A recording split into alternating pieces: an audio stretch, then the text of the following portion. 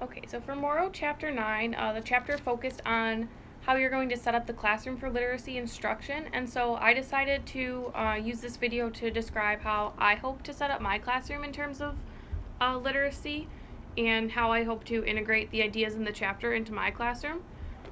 So first, one of the important things that Morrow talks about in this chapter is having an effective behavior management system and classroom management system.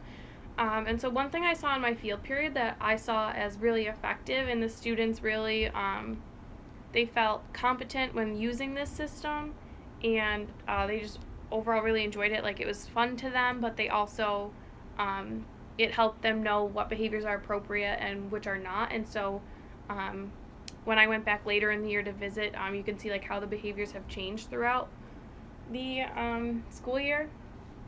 I can't with this cat. And so it was a bead system, and each student had a bead cup with their name on it, and whenever they did their morning jobs or completed their work, they would get a green bead, and if they did anything inappropriate, like talking while the teacher was talking, or bothering friends during independent reading time, they would get a red bead. And then at the end of the day, the teacher would send home a written chart of how many green and red beads they got. And then she also had purple proud beads for if the students did anything extra special that day, or if they finally grasped a concept that they had been working on for weeks. And so that was really exciting for the students to get a purple proud bead, and then that was just counted as 5 green beads at the end of the day, and the teacher would write a note about what the proud bead was for.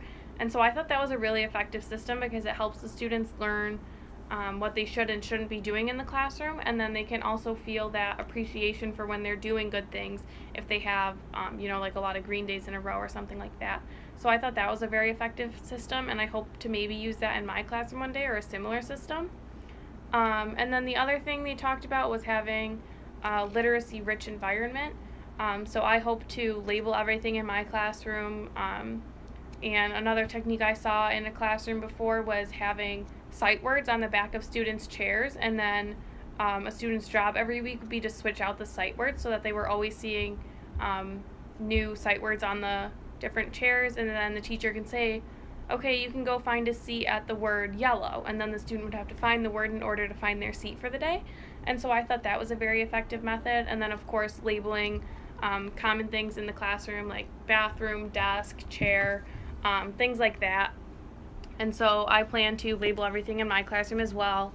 And I hope to have a vast library of various resources for my students at all different reading levels so that they can have that experience of independently reading as a class, having big books and different letter activities where they can spell with magnets or different manipulatives to help them learn in different ways.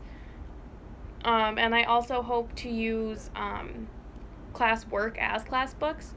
So, for example, for the learning segment that we're currently creating for our literacy class, I'm having them create a class book at the end called Citizenship to Me.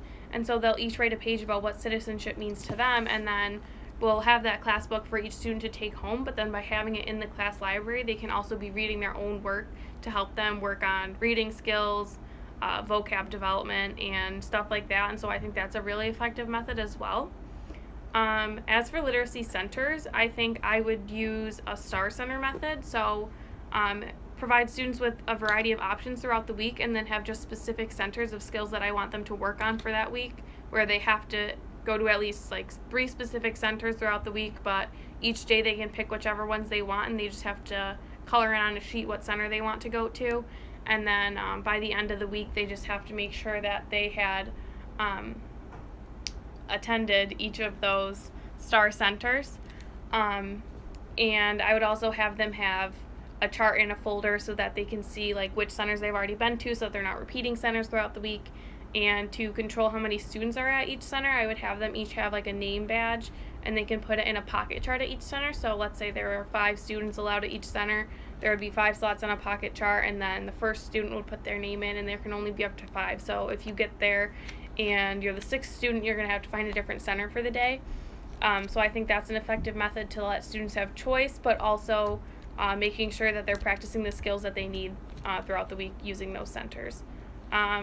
Other than that, I obviously plan to use read-alouds and daily instruction, probably a letter of the day or letter of the week, sight words of the week, and integrating all of those literacy skills into a morning meeting and daily work, and focusing on literacy skills in other content areas. So when I'm teaching social studies or science or math, I'll try and integrate literacy as much as possible, just so that they're reviewing those literacy concepts throughout the day and not just having to sit through a literacy block during the day, because I think integrating it into other lessons is almost more effective, because students can see how those things connect and how they apply to real life, so to speak.